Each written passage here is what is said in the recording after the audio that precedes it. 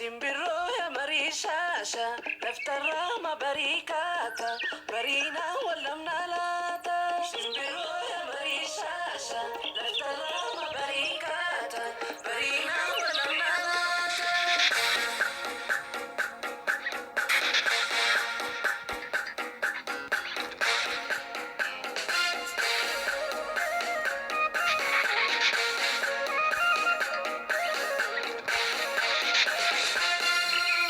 Simbiro ya marishasha Daftara mabarikata Barina walam nalata Ashama harka fuudhee akkam jirtu dhaggeeffattoota fi daawwattoota Saaraa Infoo fayyaa keessanii nagaa keessanii akkasumas baga ayyaana masqalaatiin isin gahee isin jedha. Akkasumas immoo maatii biyya keessa jirtanii fi akkasumas maatiiwwan biyya ormaa biyya hambaa keessa jirtaniin baga ittiin isin gahee isin jechuun barbaada. Achumatti aansee immoo waa'ee aadaa Oromoo keessaa uffataa fi caamawwan fuula kuduratti baan qabadhee isiniif dhiyaadheera hanga dhuma sagantaa kootitti nafaana turaan affeerraa kooti.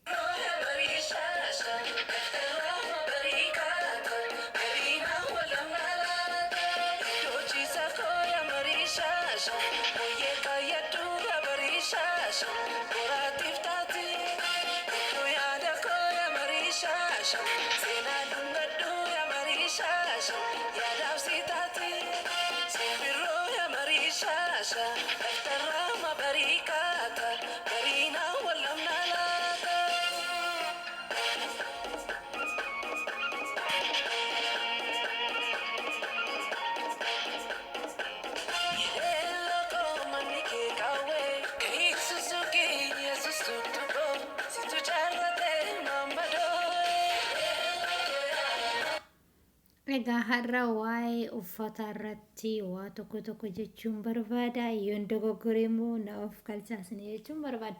Akkasumas uffata naannoo Oromiyaa irratti kanan hundaa'e akkasumas Oromiyaan naannolee hedduu of keessaa qabdi. Karaa Arsii, Wallagga dhihaa, Amboo, Shawaa lixaa, Shawaa kaabaa, Shawaa dhihaa bahaa of keessaa qabdi. Akkasumas Baalee qabdi, Jimma qabdi. Waa hedduu naannolee hedduu babal'oo babbareedduu qaama ija namaatii fi qaama namaa hawwatan hedduu of keessaa qabdi isiniin jechuun barbaada. Itti aansee uffata babbareedduu akkasitti uffatanii kunooti qacaleewwan Oromoo taatee fi akkasumas aadaa isaanii aadaa Oromoo kan ammayyaatillee wal keessa makanii kun amma ammayyaadha. Inni suuraan amma isin agarsiisaa jiru kun ammayyaadha. Inni kun immoo ammayyaa inni sun ammayyaa yoo ta'u inni kunis ammayyaadha garuu inni uffatama inni kunis ammayyaadha. Inni kunis akkasumas immoo gurguraaf kan gabaa irratti dhiyaatedha. Sababa ayyaana masqalaa sababeeffachuuf akkasumas immoo ayyaana qaammee sababeeffachuudhaaf sababeeffachuun kan gabaa irratti dhiyaatedha jechuudha. Caammaan kun kan dhiiraati. Hojii harkaatiin hojjetame mana keessatti hojjetame jechuudha. Inni kunis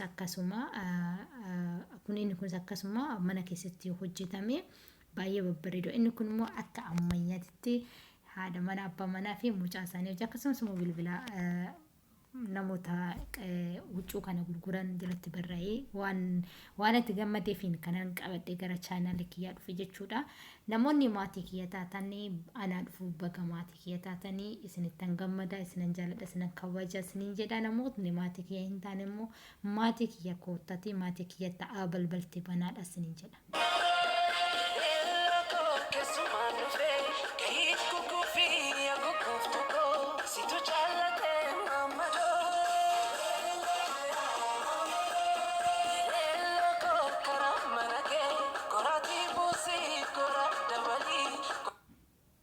Akkasumas immoo aadaawwan akkasitti babbareedanii of keessaa qabanii aadaan Oromoo akkasumas immoo waa'ee nyaataa immoo sagantaatti nutti qabadee dhufa. Egaa aadaan Oromoo aadaa duudhaa aadaa dhalarraa dhalatti darbee dargaggoonni yookaan immoo dhaloonni har'aa dhaloonni qubee fudhatee itti fayyadamaa jirudha. Inni kun waa'ee aadaa karaa warra Wallooti. Inni kun kan karaa warra Wallooti jechuudha. walloodha jechuun walumaa galatti karaa wallootiin kan dhufedha. Uffata walloo jechuu dandeenya. Baay'ee bareeda. Uffata aadaa isaa qabatee kan dhiyaatedha. Baay'ee namatti tola, baay'ee bareeda, baay'ee gaariidha. Kana wanti jechuu barbaade namatti tola. Ija namaa hawwata sanii jedha dhugaan jechuuf taanaan ija namaa hin hawwata. Ija namaa hin hawwata, baay'ee namatti tola sanii jechuu barbaade tananii. Akkasumas dargaggoonni biyya keessa jirtanii fi akkasumas biyya alaallee kan jirtan namoonni hedduun keessan akka bittanidha kanan beeku.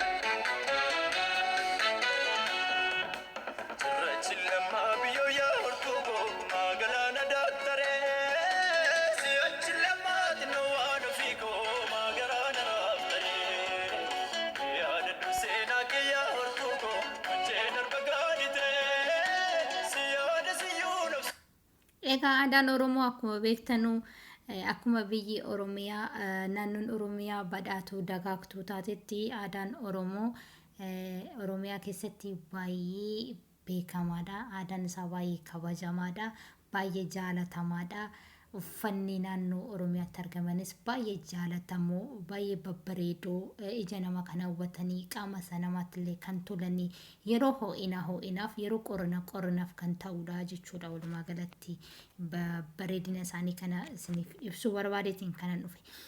Akkasumas shamarranis taatanii dargaggoonni dhugaan isinii jedha ni babbareeddu. Aadaa keessan guddisuu irrattis seeraan hojjettu, een hojjettu aadaa keessan hojii harkaallee qabdanii dhiyaatanii argamtu.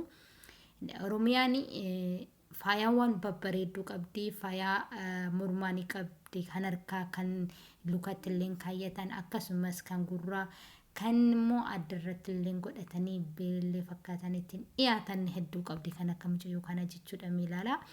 Akkasumas uffata hedduu, uffata halluuwwan Oromiyaa of keessaa qabanii fi akkasumas aadaa ammayyaalleen of keessatti qabatanii kan dhiyaatan ni jiru. Asuma irrattis daawwadhaadha. Fakkeenya isaaniitiin fi akka koostiimattis kan dhiyaatan ni jiru jechuudha. Baay'ee babbareedudha. Akkasumas caammaa dubartootaa fi kan dhiiratis dhiyaatanii jiru jechuudha. Akkasumas immoo maatiidhaaf illee ni hojjetu jechuudha. Gabaabumatti maatiif illee ni hojjetu jechuudha.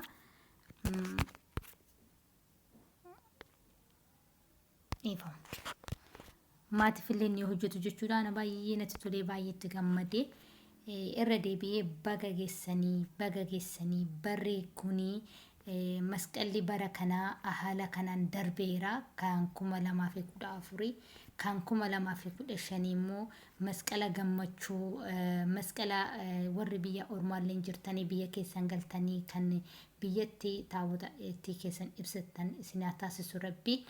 Kan biraa kan biyya keenya keessallee kan jirtanii Waaqayyo lola furguu girraa nu haguugu isiniin jedha. Biyya keenya nagaa nuuf haa ta'u godhu. Sagantaan har'aaf qabadhee dhiyaadhee shuma kanadha. Guyyaa biraa sagantaa biraatiin walitti dhiyaanna. Haga sanatti baay'ee baay'ee.